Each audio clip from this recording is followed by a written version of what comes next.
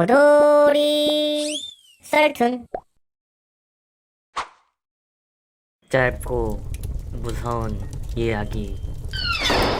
친구와 만나서 놀다가 밤늦게 집에 가던 날이었습니다. 12시 가까이라 그런지 전철 안엔 사람들이 두세 명밖에 없었죠. 그렇게 자리에 앉아 있다가 나도 모르게 잠이 들었는데 그 상태로 가위에 눌리게 되었습니다. 살짝은 놀라 가위에서 깨기 위해 몸을 움직여 보려고 하는데 순간 주위가 보였습니다. 분명 잠들기 전엔 그래도 두세 명은 있었는데 그 순간은 지하철 안에 저 혼자였습니다. 혼자라는 생각에 공포감이 들었죠. 그때 맞은편으로 열리는 문에 어떤 한 여자가 기대 서 있는 것이 보였습니다. 새빨간, 너무나도 선명한 붉은색의 원피스에 그와 맞춘 듯한 빨간 하이힐, 그리고 허리까지 길게 늘어뜨린 검은 머리카락에 이 모든 것과 대조되는 새하얀 피부. 그 순간 마네킹처럼 문 앞에 서 있던 그녀와 눈이 마주쳤습니다. 다시 한번 숨이 멎는 공포를 느꼈죠. 그녀는 저를 보고 희죽 웃더니 제게 다가와서 빠른 속도로 말했습니다. 내가 보이지? 내가 보이지? 내가 보이지?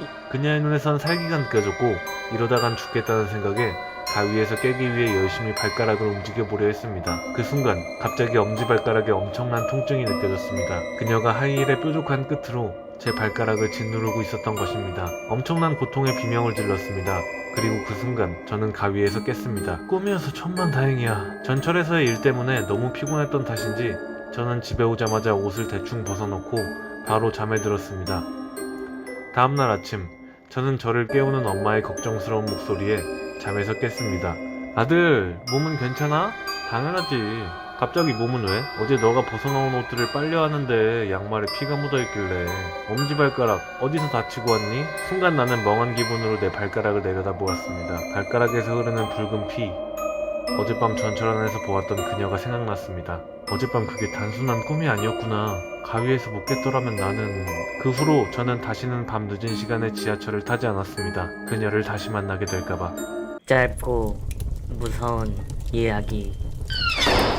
새벽 2시에 걸려온 전화입니다. 지금껏 단 한 번도 들어보지 못한 후배의 겁에 질린 목소리. 형, 제발 전화 끊지 마. 아무 말이나 해줘, 제발. 차 안에 누가 있어. 평소에 장난도 잘 안 치는 녀석인데 갑자기 새벽 2시에 그것도 달리는 차 안에서 위험하게 전화를 걸다니. 너무 놀라 무슨 일이냐고 물으려는 찰나 갑자기 후배의 전화가 끊겼습니다. 갑자기 무슨 사고라도 난 건 아닐까 걱정되어 바로 전화를 했지만 후배는 받지 않았죠. 경찰에 신고라도 해야 하나 걱정되는 순간 다행히도 몇 분 후 후배에게 다시 전화가 왔습니다. 대체 무슨 일이야? 형, 그게... 후배는 저에게 충격적인 얘기를 들려주었습니다. 후배는 당시 밤 늦게 일이 끝나 차를 타고 집으로 돌아가던 중 웬 여자를 보았다고 했습니다. 새벽 2시가 넘은 시각인데 인도가 아닌 차도로 웬 여자가 걸어가고 있었던 것이었죠. 하마터면 여자를 칠 뻔한 위험한 상황. 후배는 너무 놀라 급하게 차를 세웠고 차를 세우고 주위를 살폈을 때 이상하게도 그 여자는 감쪽같이 사라진 후였다고 합니다. 어쨌든 다행이라고 안도의 한숨을 내뱉던 순간 후배는 보았다고 합니다. 백밀러로 보이는 뒷좌석에 앉아 자신을 보며 씩 웃고 있던 여자를요. 후배는 너무 무서운 나머지 그 즉시 저에게 전화를 걸었지만 갑자기 핸드폰이 꺼져 통화를 더 이상 할 수 없었다고 했습니다. 여자와 함께 꺼진 후배의 핸드폰. 과연 그 여자는 누구였을까요? 옆집 할아버지가 돌아가시고 얼마 되지 않아 우리 집에 평소 엄마와 친했던 스님이 놀러왔다. 꽤 유명한 스님이었는데 거실에서 엄마와 이런저런 담소를 나누시다 갑자기 환한 표정으로 바뀌시더니 나에게 현관문을 닫으라고 소리쳤다. 영문도 모르고 후다닥 현관문을 닫자 스님은 말했다. 미친 영감쟁이가 누굴 데려가려고 이 집을 기웃거리노? 저 영감쟁이 누구? 모두가 오싹해했다. 아무도 스님에게 옆집 할아버지가 돌아가셨다는 말을 꺼내지 않았던 상태였으니까. 그리고 얼마 지나지 않아 옆집 아주머니가 투신 자살했다. 엄마와 나는 생각했다. 어쩌면 그때 스님이 봤던 옆집 할아버지가 옆집 아주머니를 데려간 것은 아닐까? 짧고 무서운 이야기. 나는 무당인 언니를 하나 두고 있다. 나는 한 달에 한 번씩 언니네 집에 간다. 언니의 집에서 잘 때면 항상 머리가 가려워 머리를 긁는다. 그럴 때면 언니 집에는 모기가 많구나 라고 생각한다. 오늘도 역시 잠을 잘 때 머리가 가려웠다. 나는 머리를 한 번 긁고 다시 잠에 빠져들었다. 다음날 아침이 되었다. 나는 밥을 먹던 중 한 번 언니한테 물어보았다. 언니, 항상 언니 집에서 자면 이마가 가려워. 언니 집에 모기가 좀 많은데 원래 그래? 그러자 언니가 물었다. 너도 느꼈니? 언니의 물음에 나는 조금 당황했다. 언니, 뭘 느꼈다는 거야? 다시 언니가 말했다. 우리 집에 발 없는 귀신이 살거든? 그 귀신이 하얀 소복을 입고 있는데 우리가 잘 때 그 귀신이 우리의 이마 위에서 자나 안 자나 보고 있거든. 그때 소복 치마가 너의 이마에 닿아서 머리가 가려운 거야. 나는 그때 언니의 말을 듣고 무서워져서 다음날 집으로 돌아왔다. 집으로 돌아와 내 방에서 잠이 들었는데 왜 머리가 가려운 걸까? 한밤중 아파트 복도 전체에서 옆집 가족의 울음소리가 들렸습니다. 궁금해서 몰래 엿들어보니 가족들이 오전 오후 내내 집을 비운 사이 할아버지께서 낮 중에 돌연사 하신 것 같더라고요. 그걸 집에 밤늦게 집에 돌아온 가족들이 뒤늦게 확인한 거고요. 마음이 아픈 와중 문득 어머니랑 낮에 나눴던 대화가 생각났습니다. 같이 거실에서 TV를 보고 계시던 어머니가 멍하니 현관문 쪽을 바라보다가 말씀하셨습니다. 예, 방금 우리 집 둘러보고 간 사람 누구니? 여름이라 현관문도 다 열어놓고 있던 터라 저는 어머니께서 잘못 보셨다고 생각했습니다. 그런 사람 없었다고 하니 어머니가 의아한 목소리로 말씀하시길 아니야, 분명히 검은 도포 입고 시커먼 갓쓴 사람이 두리번거리면서 살펴보고 갔는데 그 외에 있잖아, 전설의 고향에 나오는 저승사자랑 똑같이 생겼었어. 그때는 몰랐지만 지금 와서 생각해보니 소름 돋았습니다. 어쩌면 어머니가 낮에 본 사람은 옆집 할아버지를 데려간 저승사자. 짧고 무서운 이야기. 파주에서 마을버스를 운행하고 있는 남자입니다.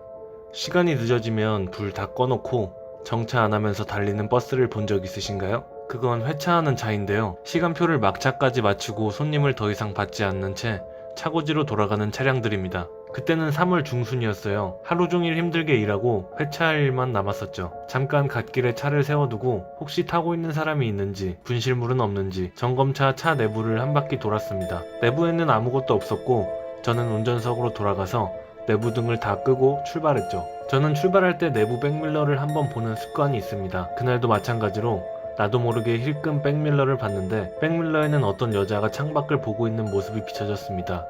분명히 아무도 없었는데?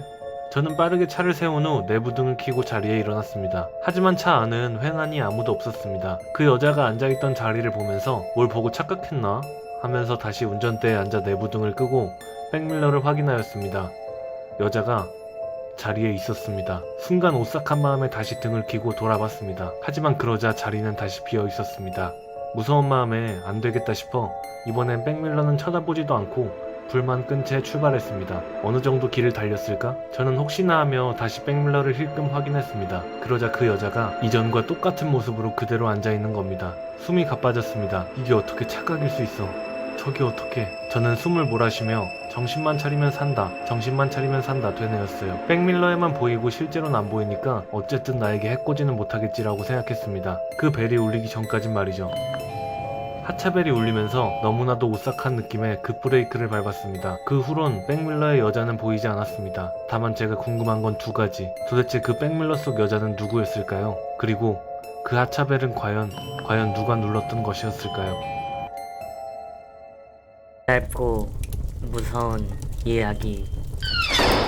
2018년 당시 대학교 신입생이었던 제가 어느 날 술을 마시고 막자가 끊겨 마침 자취를 하고 있던 친구네 집에서 자게 된 날이 있었습니다. 집에 들어가기 전 친구는 저에게 한 가지를 신신당부하였습니다. 이 집 주인 부부가 외부 사람이 건물 안에 들어오는 걸 극도로 싫어해서 웬만해서는 주인 부부는 마주치지 말라고 말이죠. 저는 친구한테 걱정 말라고 했고 그렇게 저희는 그 친구네 집으로 향하게 되었습니다. 집에서 한참을 친구와 더 떠들다가 잠에 들라는 찰나 현 여자친구에게 전화가 왔습니다. 친구에게 통화 내용을 들려주는 것이 민망하여 잠깐 밖에 나가 통화 좀 받고 오겠다고 했죠. 그렇게 저는 3층 친구네에서부터 건물 밖으로 나와 여자친구와 통화를 하고 있었습니다.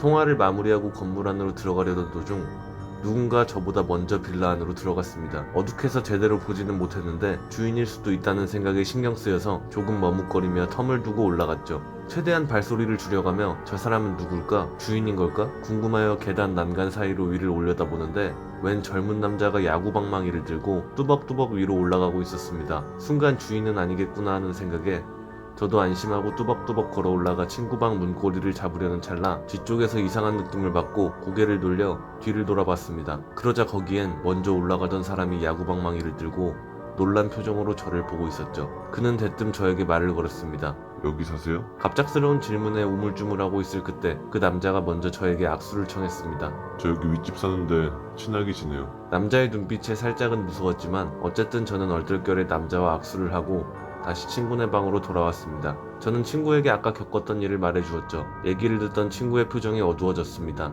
무슨 소리야? 우리 집 위층은 옥상인데. 순간 전날 봤던 인터넷 기사가 생각났습니다. 야구방망이로 사람들의 뒤통수를 때려 죽이는 연쇄살인마에 대한 기사. 어쩌면 제가 그날 뒤를 돌아보지 않았더라면 저는